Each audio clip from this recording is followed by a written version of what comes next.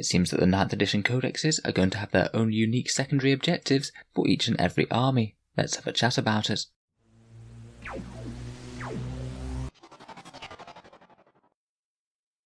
Hello and welcome back to Auspex Tactics, the strategy focused 40k channel, where today we're looking at a little bit of a detail from one of the Games Workshop preview vids that I hadn't talked about on the channel yet.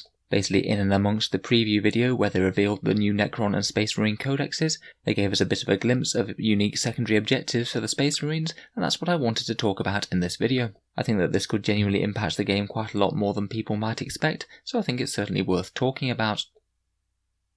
So the page that we can see here is a partial page from the Space Marine Codex that was just very briefly flashed up as they spooled through the book. It looks like it's going to be a new section for the Codex, likely replacing the section for the unique Maelstrom of War objectives that they had in previous editions in 8th edition. From the rules at the top, it does sound like this is going to be an advantage to pure armies, so not soup armies as much. Basically every model in the army has to be either Adeptus Astartes, an agent of the Imperium, or unaligned, and your warlord has to have the Adeptus Astartes keyword as well. As best I could tell though, you could still use these with an allied Space Marine army, say if you had Blood Angels fighting alongside Death Watch for example, but just not if you had something like Death Watch fighting alongside Imperial Guard.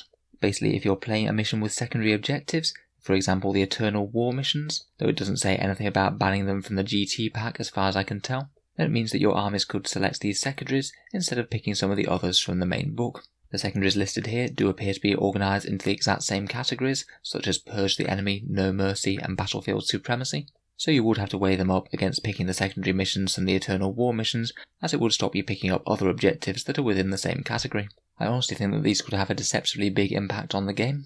For example, the Maelstrom objectives that each chapter had only had quite a small impact on the game, as basically only 1 in every 6 objectives will be drawn from that Maelstrom of War pack. If you took 1 or more of these chapter-approved secondaries from the Codexes, then it could be basically changing the way that you score a good third of your victory points throughout the whole game. It really could make big differences, and what's more, rather than having to use the Maelstrom set objectives, you always have the option as to whether or not you do use these, so it means that it's only ever going to make your army stronger.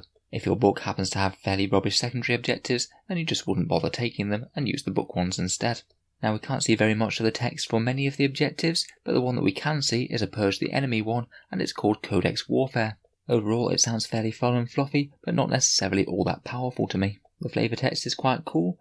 It reads the Codex Astartes has proven its worth as a superb treatise on warfare over the countless battlefields, and has remained so even after 10,000 years. Many Space Marines hold its guidance in awe, following its teaching in all ways, and trusting its ability to deliver victory on the field of battle. Basically though, if you select this objective, it's essentially about destroying enemy units and destroying them with the right weapons at the right time. It's broken down into 3 parts. You can gain up to 5 victory points for destroying enemy units with heavy weapons while in the Devastator Doctrine, up to 5 victory points for destroying enemy units with rapid fire or assault weapons in the Tactical Doctrine, and the same for assault or pistol weapons when you're in the Assault Doctrine.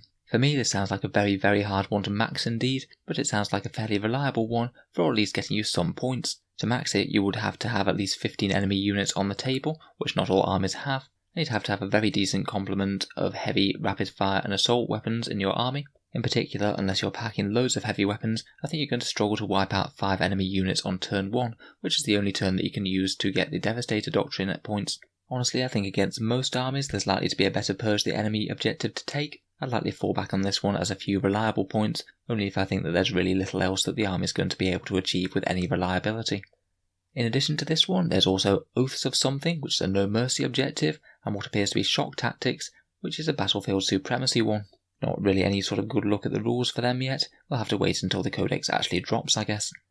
As to whether or not it's a good thing to necessarily include these objectives, I'm a bit on the fence. It certainly adds a little bit more flavour to the armies in question. I can see it being very fun and fluffy to have armies pursue their own particular agendas on the board. Maybe there'll be a Dark Eldar one for capturing prisoners or something, or perhaps some psychic related Thousand Sun ones for different sort of rituals they could do. As I said previously, I do think that it would be a slight power boost to the army to have these available, provided there's at least 1 or 2 that's worth taking in some scenarios. If they're bad, then you can freely ignore them, and if they're good, then they might just get you a few more victory points in a game compared with what objective you would have picked otherwise. The reason I'm just a little bit nervous about them is that if Games Workshop makes some really easy objectives for certain armies, then it could drastically change the balance of power in Eternal War games or any other games with secondaries. If, for example, the Necron Codex came out and there was a really easy to achieve secondary objective that would basically guarantee them a full 15 victory points, then any sort of competitive Necron army would take that pretty much all the time, and it could be a bit frustrating if you were playing another army that didn't have access to those easy victory points. We sort of saw Games Workshop do this in a way with the Maelstrom objectives in the previous edition. Some of the later codexes had their own unique stratagems for manipulating tactical objectives, and some of them were just very strong. In particular, the Iron Hands ones stood out as they were quite a strong tournament army, and if you were playing Maelstrom against them, they had a stratagem that could essentially allow you to score a Maelstrom card twice, which could be ridiculously powerful if it was a high-scoring one, and it could even swing entire games just because that stratagem existed. Personally, I prefer armies to be stronger or weaker on the table due to their actual stats and interactions, rather than any objective weirdness that some armies have access to and others don't. So I really do hope that Games Workshop exercises these secondary objectives with caution and doesn't let them get too out of hand. If they print anything too off the wall, then I wouldn't be surprised if they fix some things with errata. In any case, I'm looking forward to seeing the full rules, and I'm sure that we'll have them before all very long.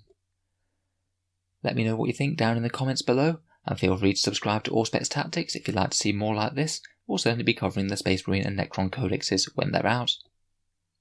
If you've enjoyed the video and you'd like to help support the channel, I'd just like to mention that I do have a Patreon page, which is linked down in the video description below. The channel's Patreon is what keeps these videos coming quite so regularly, so if you are enjoying any support is appreciated. Channel patrons also get a few other advantages, such as seeing videos early, regular polls and votes to see what sort of things come next on the channel, and also entry into the Auspex Tactics prize giveaway, which happens every month. If any of that sounds good to you, or you'd just like to help support the channel, the link is down in the video description. In any case, a massive thank you for listening, and I'll hope to see you guys next time.